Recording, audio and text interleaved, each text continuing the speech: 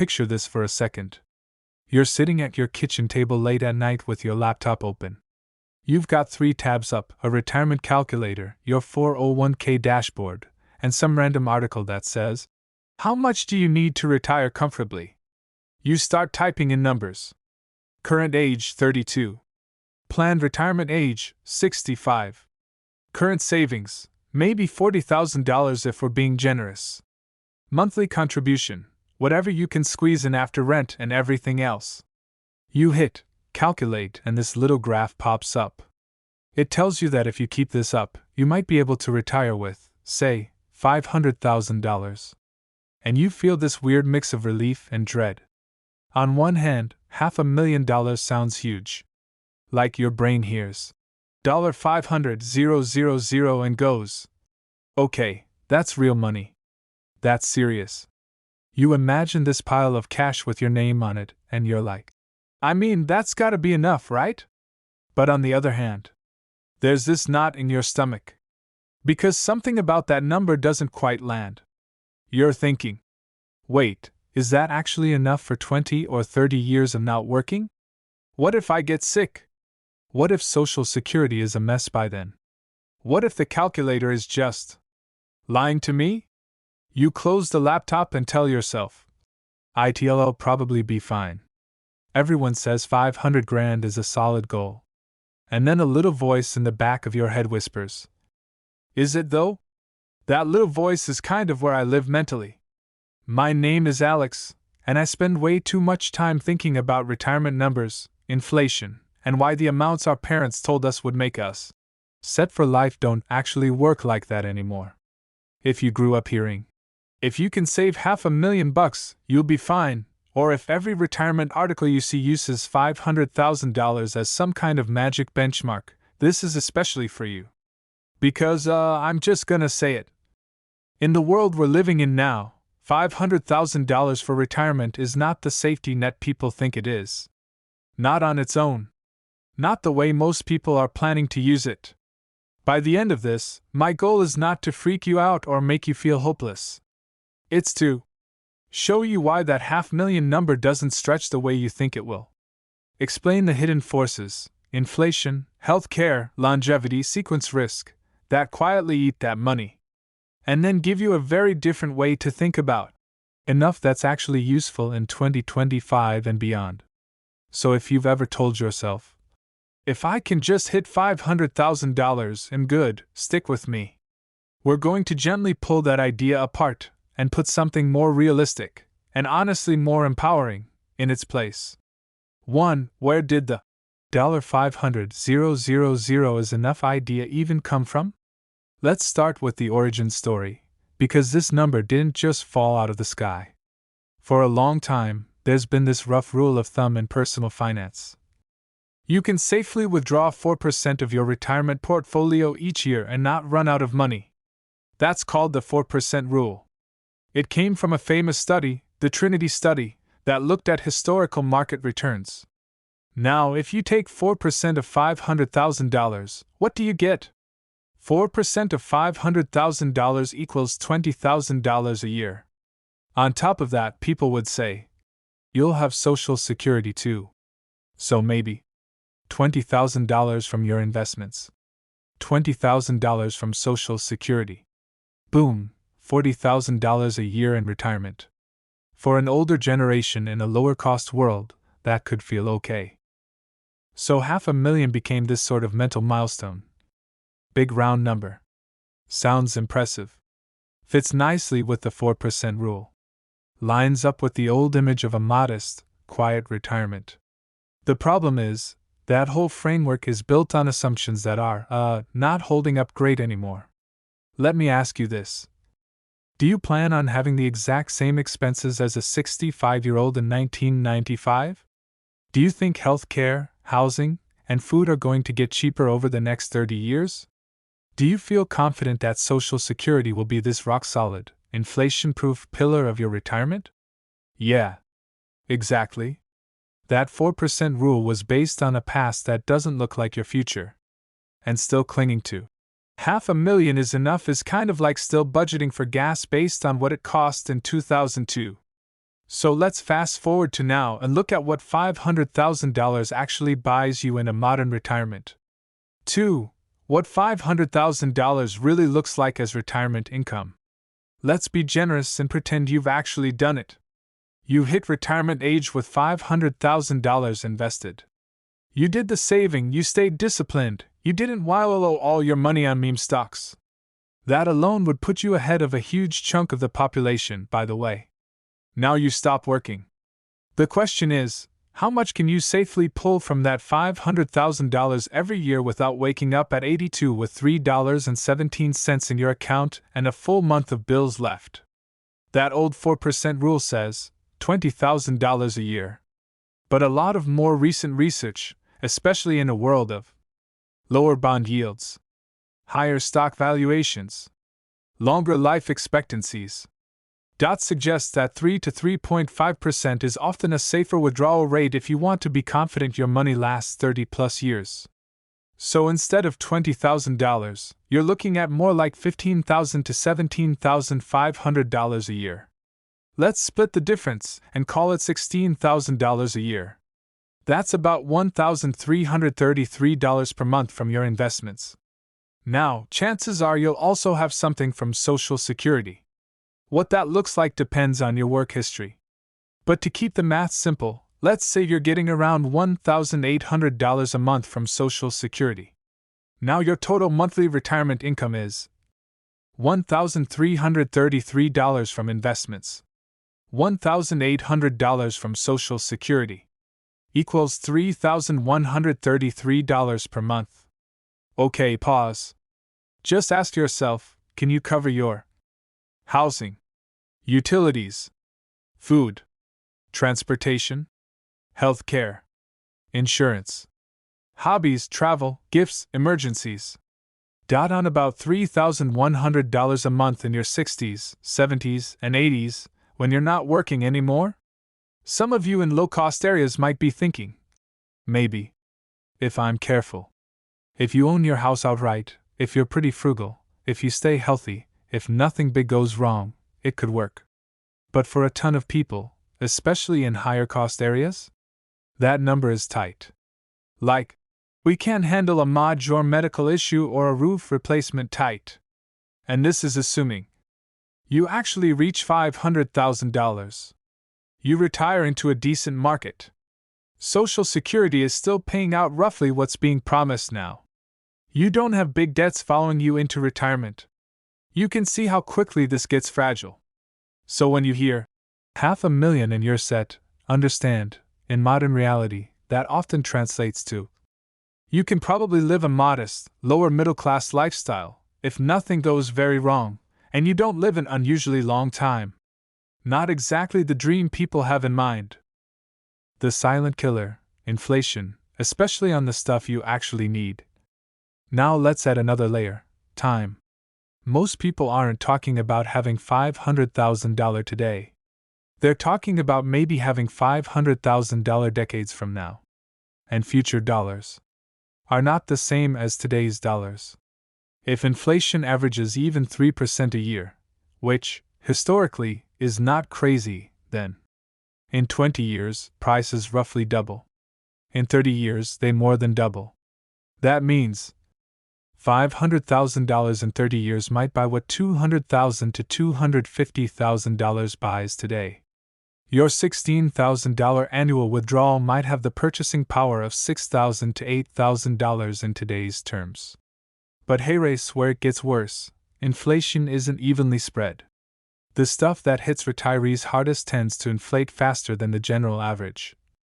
Healthcare, long-term care, housing in decent, safe areas, utilities, food. Healthcare costs specifically have been rising at something like 5 to 7% a year over long periods. That means the doctor visit that costs you $100 today might cost a lot more than double by the time you're 70. The prescription you grudgingly pay $40 for now might be $120. Long-term care, assisted living, nursing homes, can easily be $4,000 to $10,000 a month right now, let alone in 20 to 30 years. So while your portfolio is chugging along, trying to grow, the The stuff you have to spend money on is sprinting ahead. That $500,000 future you is so proud of? It might have the lifestyle power of what feels like a couple $100,000 in today's world, and be facing much higher medical expenses.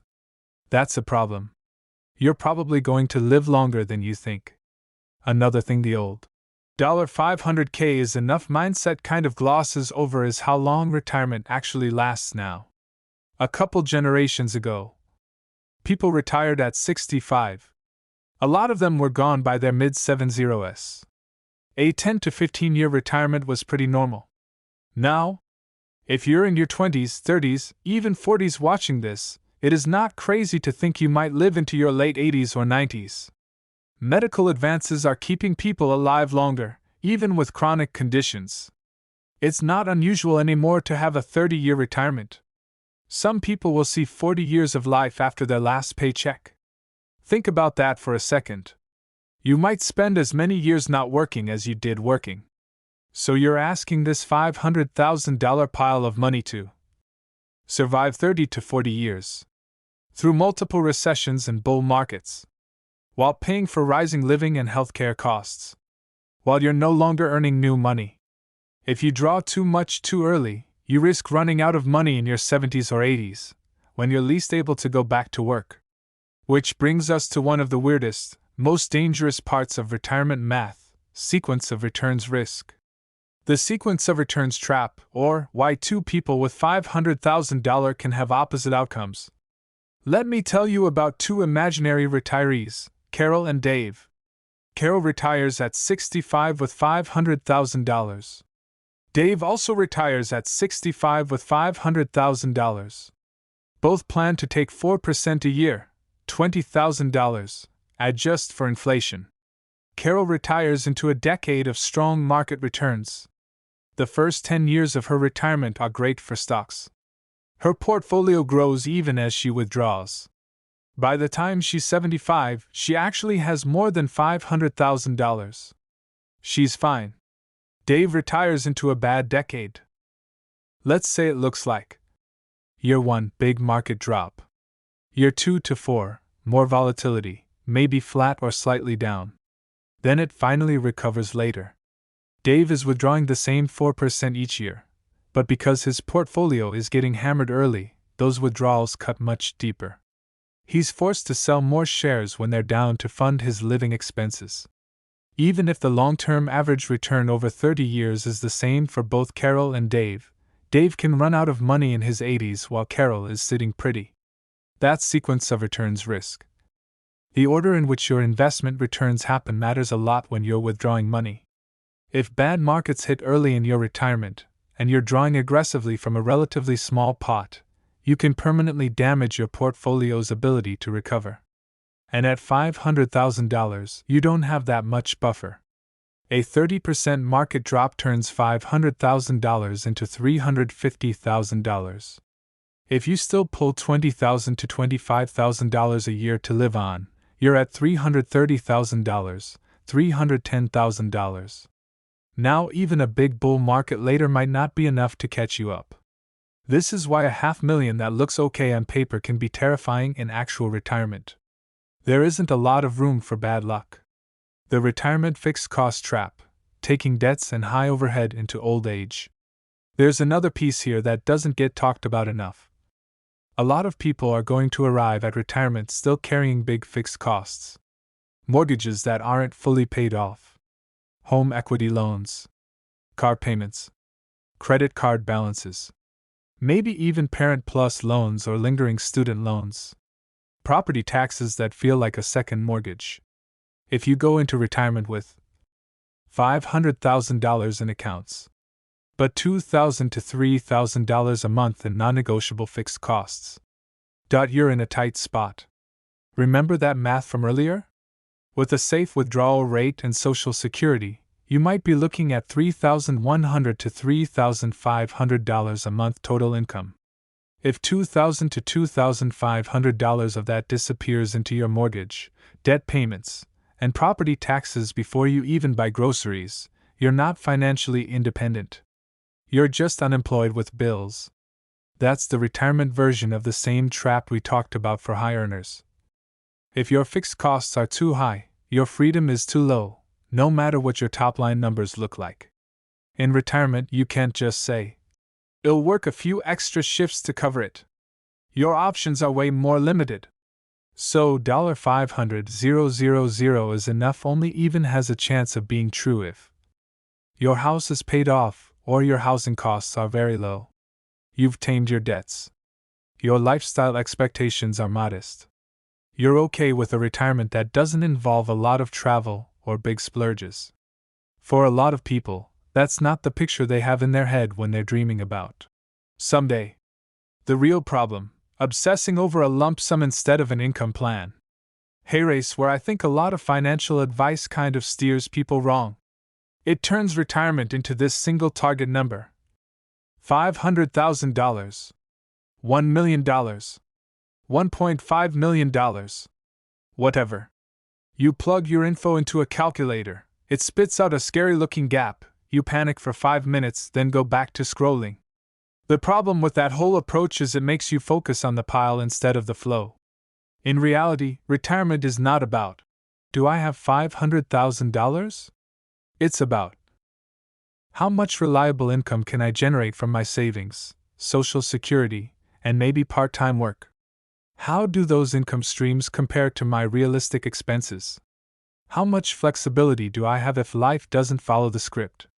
A person with $500,000 saved, a paid-off house in a low-cost town, low fixed costs, Social Security, and maybe a small side gig they enjoy, can be in a much better position than someone with $900,000 saved, a big mortgage, high property taxes, car payments, and a lifestyle that assumes $6,000 to $7,000 a month. The number alone doesn't tell the story. So instead of asking, "Is $500,000 enough?" a better question is, "What will my life actually cost each month in retirement? And how many reliable income sources will I have to cover that, with margin?" Once you think in those terms, the $500,000 number stops feeling magical or meaningless. It becomes just one piece of a bigger puzzle. So what is enough now? At this point you might be thinking, "Okay, Alex, I get it. $500,000 isn't the golden ticket I was told. So what is enough?" I wish I could just say, "Everyone needs exactly $1.3 million, next question." But it doesn't work that way. Enough depends on where you plan to live, whether you own your home, your health, whether you want to support kids or grandkids, the kind of lifestyle you actually care about. But we can give it some structure. A common modern guideline is, save 25 to 30 times your expected annual retirement spending. So if you think you'll need $40,000 a year from your portfolio, on top of Social Security you aim for $40,000 x 25 equals $1 million. $40,000 x 30 equals $1,200,000. If you can shrink your retirement spending needs by lowering your housing costs, staying healthy, avoiding big debts, then maybe you can live well on $30,000 from investments plus Social Security. Then your target might be $750,000 to $900,000 instead. On the flip side, if you're used to spending $80,000 a year now and plan to have a similar lifestyle later, then you might need $2 million plus to feel truly comfortable. That's not meant to be depressing. It's meant to be clarifying. Because once you realize, okay, $500,000 probably buys me a fairly lean retirement, not an abundant one, you can do two things. 1. Decide if you're actually okay with that lean version. Some people genuinely are. 2. If you're not okay with it, use that discomfort to change your savings, your investments, or your expectations now, while you still have time. What you can do now so future you isn't terrified. Let's bring this down out of the theory clouds and into real life. If you're earlier in your career, 20s, 30s, early 40s, and thinking, "This is overwhelming," here are the big levers. 1. Increase your savings rate even a little. The percentage matters more than the dollar amount when you're young. If you're saving 5% now, push it to 8% next year. Then 10%, then 12 to 15% over time as your income grows. At higher incomes, aim for at least 15 to 20% of your gross income going toward retirement, especially if you started a bit late. Future you will never be mad you did that. 2. Invest for growth, not just safety. If you're decades from retirement, parking everything in cash or ultra-conservative funds because the market is scary is its own kind of risk. You need your money to outrun inflation. That usually means a strong allocation to equities, stocks, or stock funds, while you're younger, then gradually shifting as you approach retirement. Boring diversified index funds are your friend here. 3. Design your future low fixed cost life on purpose. One of the most powerful retirement moves is simply arriving at retirement with low overhead. That might mean a paid off or nearly paid off modest home, no car loans, minimal debt, reasonable property taxes because you didn't buy more house than you truly needed. Every $500 less in monthly fixed costs is $6,000 less you need per year, which is $150,000 to $180,000 less you need in your portfolio by that 25-30x rule. That's huge. 4. Be open to flexible retirement instead of a hard stop. The old motto was work full-time, then stop cold turkey at 65. Never earn another dollar. A more realistic modern motto might be build enough savings that you don't have to work to survive, but choose to do some part-time, consulting, or passion work in your 60s and 70s. Earning even $1,000 to $2,000 a month in active income reduces how much you need to pull from your investments. Can let a $500,000 portfolio feel a lot more like enough. Keeps you engaged and socially active, which is good for your health anyway. 5. Use $500,000 as a milestone, not a finish line. Instead of treating $500,000 like, okay, we're done, treat it like a serious checkpoint. Proof that your habits are working. But not the end of the road. When you hit $500,000, that's the time to reevaluate your plan. Maybe dial back risk a bit. Decide how much longer you want to work. Make intentional choices about whether you want a lean retirement sooner or a more abundant one later. 10. Bringing it all together. So let's zoom out. $500,000 for retirement became this cultural benchmark because, for a while, it kind of worked. In a world of lower costs, shorter retirements, more generous pensions, less insane healthcare inflation, $500,000 plus Social Security could absolutely give you a safe, if modest, endgame. But we don't live in that world anymore. We live in a world where retirements routinely last 25 to 35 years. Healthcare and housing eat a massive share of income. Markets are volatile. Taxes and policy might shift. And most of us are on our own, no pensions, just whatever we manage to save and invest. In that world, $500,000 is not worthless. It's not, why bother? It's a big accomplishment. But it's not a magic force field. It's not an automatic ticket to never worry about money again. And honestly, I think that's the biggest shift we all need to make. Stop treating retirement as this point where you cross an invisible line and everything is suddenly safe. Start treating it as a phase of life that needs a flexible plan. Multiple income streams. Low fixed costs. Room for things to go a little sideways without wiping you out. A realistic understanding of what your savings can actually buy. If you can let go of the fantasy that $500,000 in set you free yourself up to build something better.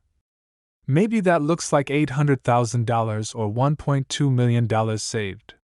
Maybe it looks like $400,000 plus a paid-off house plus a part-time gig you love. Maybe it looks like geo-arbitrage, moving somewhere cheaper and stretching your dollars. There's no one right answer. There's just what's honest for your life. If this made you rethink that $500,000 idea, not to scare you, but to give you a clearer picture, then that little knot in your stomach just did its job. It's your future self tapping you on the shoulder saying, "Hey, can we take this a bit more seriously now?" while we still can. You don't have to have it all figured out today. You don't have to suddenly start saving half your income. But you can. Look honestly at your current path. Adjust your targets. Make a few better decisions this year than you did last year. And if you keep doing that, quietly, consistently, the gap between what I hope will happen and what I'm actually prepared for starts to close. $500,000 isn't enough in the way people used to mean it.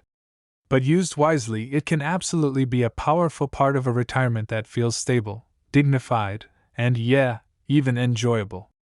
If this helped you see your retirement plan a little differently, stick around.